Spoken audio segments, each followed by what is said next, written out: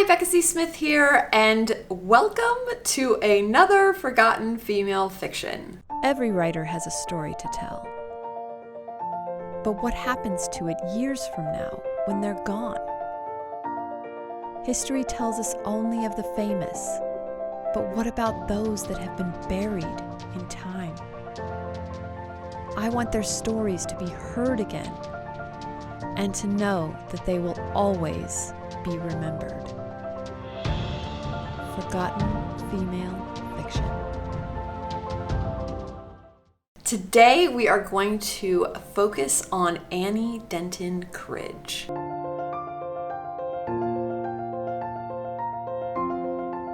I picked Annie Denton Cridge because I just wanted to randomly pick a name from the list just to see if any name popped out to me or called out to me, and hers did for some reason. I think it just sounded like this romantic character name from an 1800s novel, Annie Denton Cridge.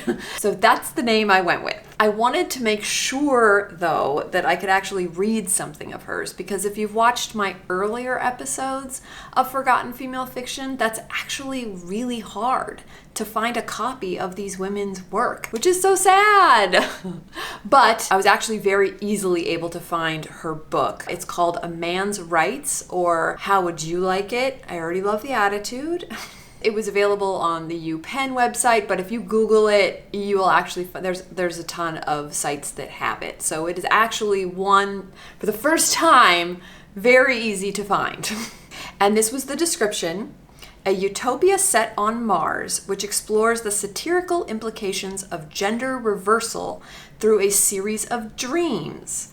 Men are seen obsessing over the finery they bedeck themselves in to gain a good marriage, complaining about endless housework. Automated kitchens are then introduced and communal dining. Eventually, in later dreams set in the future, men begin to agitate for equal rights. I'm in at this point. The first episode I did of Forgotten Female Fiction was a book called Unveiling a Parallel, which also took place on Mars. Apparently, this is where alternate societies exist. It was where men and women were equal. So this is a reversal. That I'm kind of excited about, to see in the 1800s what she wrote about gender reversal. Then to find out that it was actually published by her brother, which is so cool.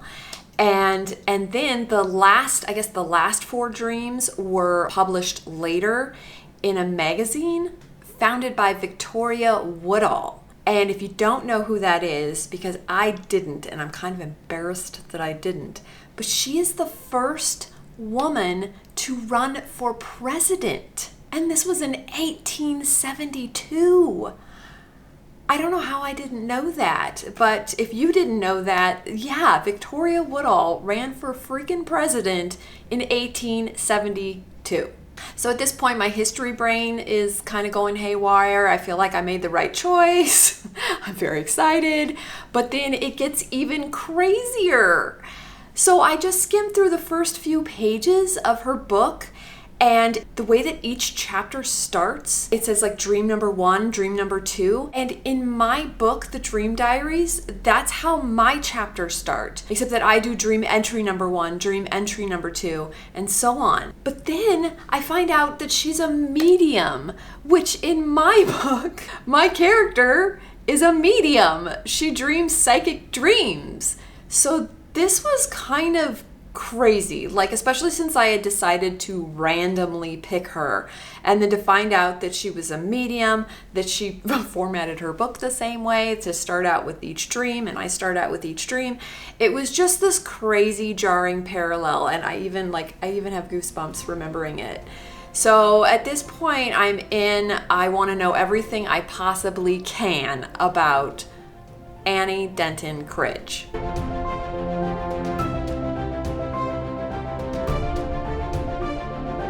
To start, just finding out when she was born was difficult. She was born in England, that part everyone agrees on, but it was either 1825 or 1834. The Encyclopedia of Science Fiction, which I am more inclined to believe, says she was born in 1825.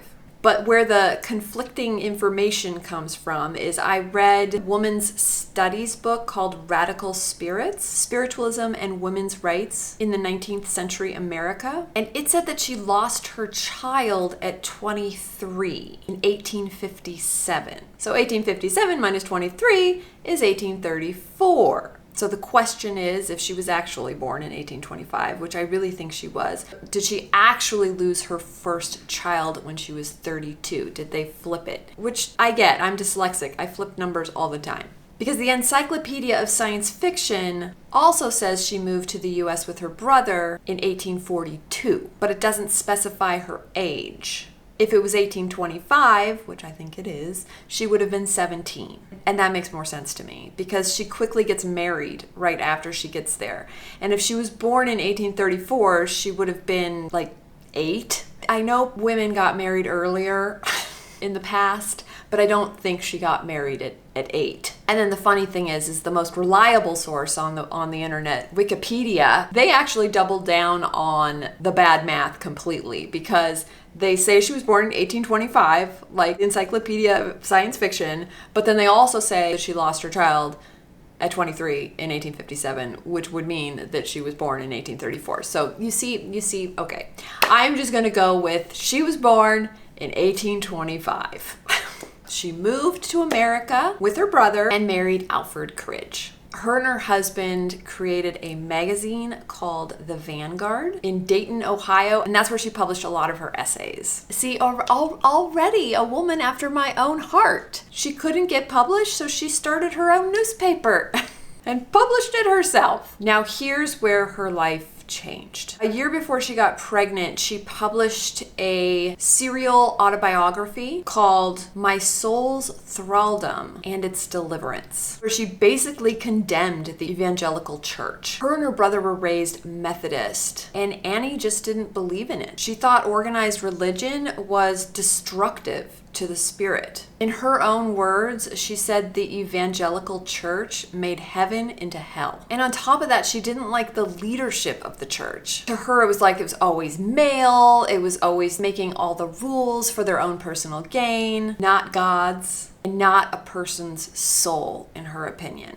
She said, let me quote, "Though a member of an Orthodox church for years, I never derived that satisfaction that must arise from positive knowledge. What we believed was on the authority of someone else, and hence could not possibly affect us as a faith does based on what we know and have seen."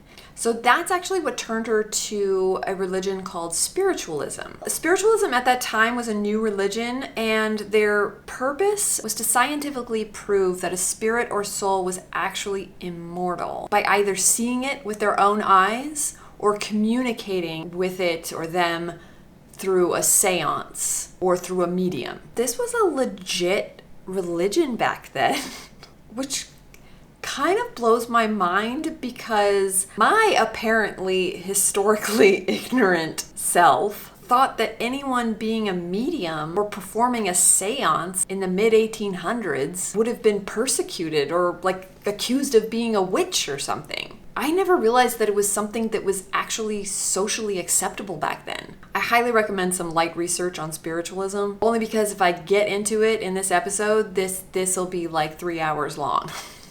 But it is fascinating how spiritualism tied into suffrage and empowering women, simply because they were allowed to lead churches in spiritualism. But let's get back to Annie and why she became a spiritualist. After Annie and Alfred had their first baby, within a few months the child passed away. Needless to say, she was devastated. But she said in her son's final moments, she saw the spirit of her parents. And in her words, she said, they were waiting to bear his sweet spirit away. She says she saw them help her son's spirit lift from his body to be with them. And she published articles after that about how she held the spirit of her son in her arms every day and watched as he recovered from the sickness he had died from. And from then on, she claims to have seen ghosts.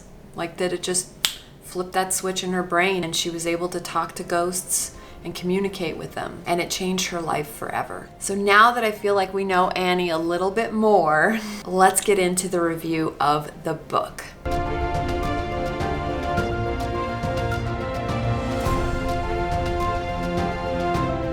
this book was crazy intense. It was written 150 years ago.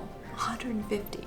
And as I described in the description, the gender roles were reversed. So women are in power, men are the ones who take care of the kids and the housekeeping, and pretty much their only job is to land a woman and be a good husband. And because this was the 1800s, like women of that time, the men had no rights, they had no property, they can't vote. Everything that a woman wasn't allowed to do back then, the men weren't allowed to do in this book on Mars. But what's nice about this is because the premise of the book is that all of these visions and visiting Mars and seeing the future, they all come to her in dreams. So she's still telling the story from Annie's point of view, living as she does, married to her husband, being a good wife, not having rights, not having property, not having any of that stuff, and telling the reader, oh, I had this crazy dream. This was the future, and this was... I do love how she switches the role reversal reality of Mars to the scenery shifting and changing until she's in a future that would be amazing for both Earth and Mars, where giant machines do all the work. And it's actually quite beautiful the way she describes the machines. One of them in particular, she witnesses that you just throw all the food in and out comes breads and pies and meals. And then they go on to caravans where they feed everyone. So it's utopic in the sense that if these machines existed in the future, then no one would be hungry. And I think that's indicative of science fiction authors. I think writers tend to be more empathetic, and I think the way that we cope with all the things in our lives or in the world, things that we can't fix, we try to fix in our books. Even with my book Riser that takes place 300 years in the future, they figured out an ecosystem that solved global warming. It was a way of me coping with the fear and terror of global warming, and doing that in the book. It is a kind of way of coping, and I think that's what she was doing for her status as a woman back then. You know, not being able to vote, not being able to have any rights, not being able to own property, but also to see the world around her and see the people that were hungry and that needed food, and this was the way that she thought that could solve the problem. We could just feed everybody. She does also tie the machines into gender roles as well, because Annie's spin on this whole thing of gender is no one wants to do this work. No one wants to do laundry. No one wants to do dishes. No one wants to do the menial labor. No one. So if they had these great machines, no one would have to. And then in the way that she describes it, men and women would be able to create art and read and have discussions and just be able to live, because you wouldn't have all of these chores and tasks that the women had to do. But even in her Mars, she didn't want the men to have to do it either. She just wanted no one to have to do it, and life would be better. I did like the way that she worded it, because in that time, if a man were to read it, instead of getting defensive and threatened, he could read it and be like, oh, well, yeah, that would be nice if no one had to do it. It was probably a way of her to connect with them and make it click. I mean, her laundry machine's amazing. You just throw in the dirty laundry and it comes out pressed and ironed and folded. I want that machine. One of the parallels that she does write is a conversation between a young boy and his father, which I found very interesting. I don't see, Papa, why men cannot earn money as well as women. I want to learn a business. That is all nonsense, replied his father. Your business is to get married. There is no necessity for a boy to learn a business. What you have to do is learn to be a good housekeeper, for you will be married someday and will have to attend to your children and your wife, and that is enough business for any man. And so basically most of these dreams were just to really drive home the fact that the women were in charge. And then she goes on within the dreams to have the men having these meetings, having these protests, and having, these marches where they just want to be able to vote, they want to have rights. So she really did flip, especially at the time when the suffrage movement had just really started out. Her second to last dream was a future dream. Her and her husband in the dream were sailing into New York Harbor, and I guess in the dream they had been on some remote island where they didn't know anything that was going on for years and years. So they were finally coming back to New York to go back into society. And when they pick up a newspaper, they were shocked to find out how far women had come since they had been gone. And here's a quote. "There must be congresswomen then," I said, as a feeling of wholesome pride was born into my soul. Women were something after all. How distinctly I remember the feeling of importance that leaped into existence within me. And that remains with me at this moment, though I now know that it was only a dream. Then my husband handed me the paper. "Read for yourself," he said. "Nearly 1/2 of the United States Senate and fully 1/2 of the House are women." Okay, 150 years later, we're not there yet, which you'd think 150 years later we would absolutely be there, but we are not. We're at 24 women in the Senate and 118 in the House of Representatives, about 26%. So we're halfway to halfway. 150 years later. But it is progress, okay? So it is progress. But the last entry was the most profound, because in this last entry, she's just Annie going to a marketplace, and she meets a woman who's selling vegetables, and she notices that her vegetables are the best vegetables there, but she can't charge as much because she's a woman. And then, and this confounds her, like, why can't you charge more even? But she can't because she's a woman. This, bothers her as she goes home, and she takes a nap, and then she has a dream. And the dream starts out with her flying, which is always good. I love a good flying dream. But she's looking at all the cities. She can't find any women anywhere, not even doing the menial labor, not even like the woman at the marketplace. Just mostly men, and the cities are decrepit and dirty, and she's just like, what happened? Like, where are the women? Then she starts seeing that there's this parade in a couple different places. There's parades happening, there's this celebration. And so when she goes to explore, she finds out that it's the 50-year anniversary, and she's like, what of what? She finally finds this pavilion where they're celebrating this 50-year anniversary, and she walks in, and it is the most beautiful garden she's ever seen. She rivals it to Eden, where it's vegetables and fruits and flowers, and just literally anything you could ask for is there. And that's when she finds out that 50 years ago, 2 women started their own farm.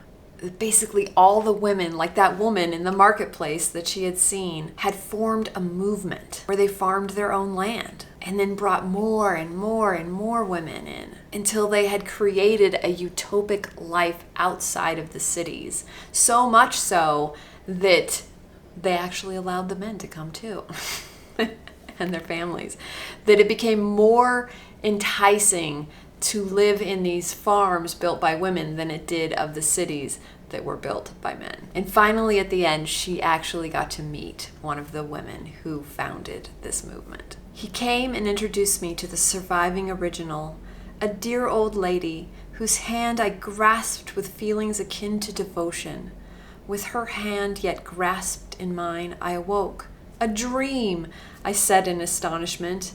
But may not this dream, after all, be a prophecy?